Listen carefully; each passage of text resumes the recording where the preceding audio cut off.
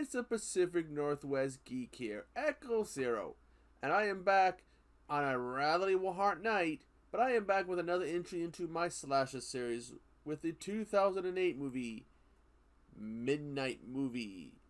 This movie was directed by Jack Messett, who also co-wrote the screenplay, starring Rebecca Brands, Daniel Bonho, Michael Swan, Lee Main, and Arthur Roberts. Now, the story of this movie, 40 years before it takes place, Ted Radford, played by Arthur Roberts, is supposed to have directed a movie called The Dark Beneath.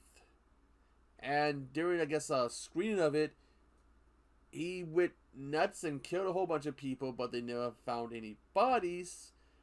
And all they found was him, and he really hasn't talked. I think they say that he believes he is the killer in the movie, which is played by Lee Main, who I can find next to nothing on. But he spent the last 40 years in a mental institute. One of the doctors there decides to show him the movie, hoping it can spark something. And turns out it does. He basically goes in the movie and turns into the killer, who is basically what you see there.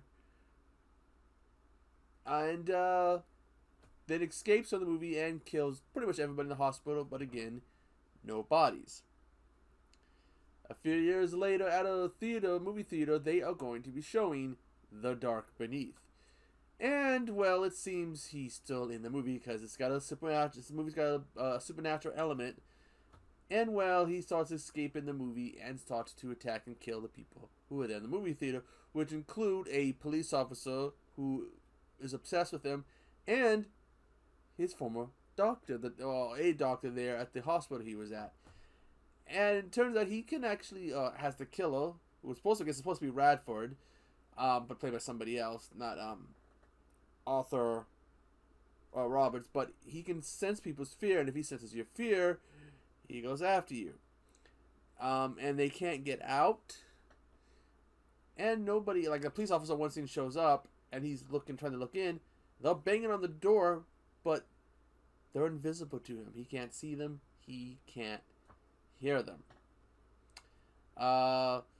Kill-wise, they're not the best. He has this weird drill type instrument, hand drill thingamabob that he uses. There's a girl gets a fingers crushed in a window, and then he slowly drives the thing into her and kills her. A guy who's claustrophobic, he drives it into the guy's stomach. I mean, it's kill-wise, about the most memorable kill in the movie is when he slices some guy's throat, and it gets when the killer gets shot, he just pulls back. Put the weapon down! Do it now!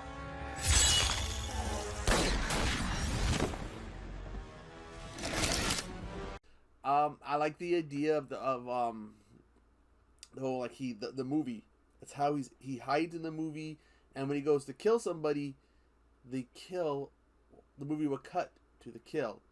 And there's actually, I think there's like a couple kills that they see before they realize, oh shit, this isn't a prank, this is actually going on. There's Harley, who's this big biker guy. He's a bit of a dick, but he has his moments of being a dick, and he has moments of being a cool guy. Which the kills were a bit more inventive, rather than just jab this in there and kill him. Also, in the movie within the movie, The Dark Beneath, you see a house, which would be very familiar, because it is, apparently, what I can find out, is the house that was used in the Devil's Reject for the Firefly family's house. So that's kind of cool. It's worth seeing, but what I have is the original cut. Turns out, I guess it did good enough sales that they gave the guy director Messett, they gave him some money to do some reshoots to add some new stuff, And in 2011, he did just that.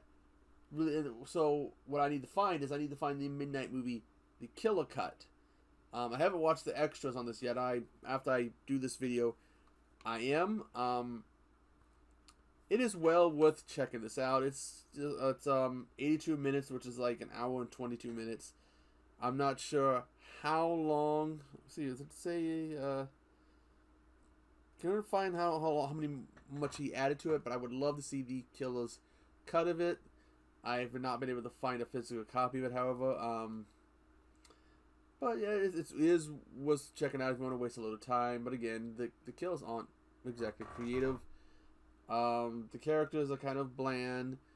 It's just something to pass the time. I mean, I think I probably spent $10 on this.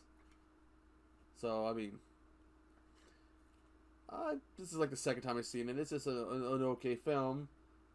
And it will also probably be the only movie so far from the slasher series that's going to go in the bin. Although I don't think there's any other movies from the slasher series that are in the bin, but this will be going in the bin. Because, well, I should have seen if I can find this digitally and not bought a physical copy. So, I mean, but if you want to check it out, go ahead. I'll put the trailer for the movie in the description. But anyways, I am Echo Zero. It is hot. I want to turn my AC on. I'm sure my dog's liking it even less than I am because I don't got the AC on. So I will see you on the flip side. Toodaloo, and as he says in the movie, I smell